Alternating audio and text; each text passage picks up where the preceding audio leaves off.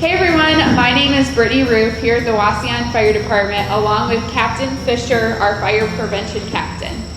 Today we're coming to you to let you know that the Wauseon Fire Department every year partners with the National Fire Association in order to do Fire Prevention Week. This year they're talking about serve up fire safety in your kitchen.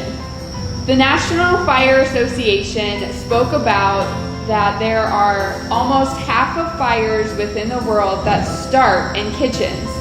2/3 of those fires that start in the kitchen start just by the ignition of food or cooking materials in the kitchen. Captain Fisher is going to cover some safety tips that we would like you to encourage your family, your friends, and your community to follow when you're serving up fire safety in the kitchen.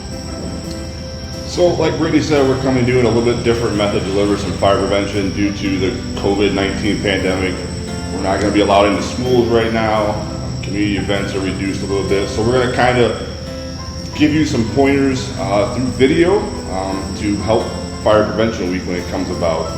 So like she stated, kitchen safety, home fires, we see it's the leading cause of home fires right now is kitchen fires. A lot of calls we go on right now involve something on the stove or something in the oven that ignited then. So here's a couple pointers when it comes to cooking in the kitchen, all right?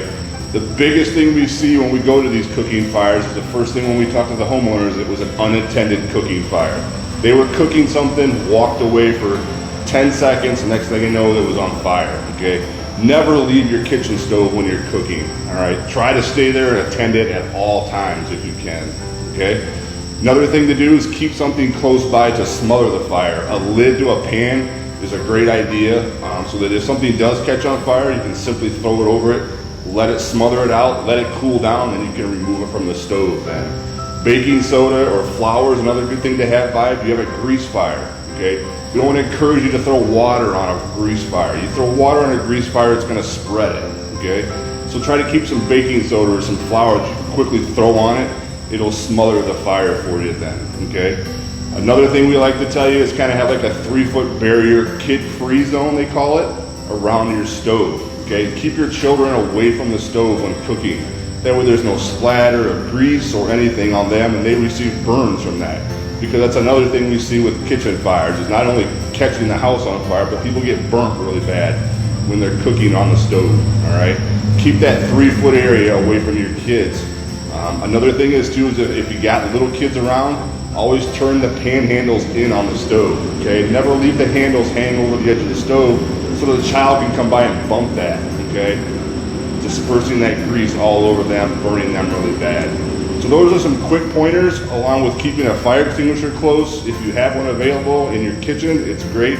But the last thing that we always want to push from the fire department is smoke detectors, okay? Make sure you have your smoke detectors installed where they need to be. Make sure they're tested on a regular basis and changing the batteries. We encourage you to change the batteries with the time change. So we're coming up on a time change here in the fall. When it's that time, we encourage you just to change the batteries in all your smoke detectors. Make sure they're in working order. Other than that, we ask you just to stay safe during this fire prevention when it comes through for October, and we look forward to delivering more messages to you as effective as we can during this pandemic that's going on right now. And thank you.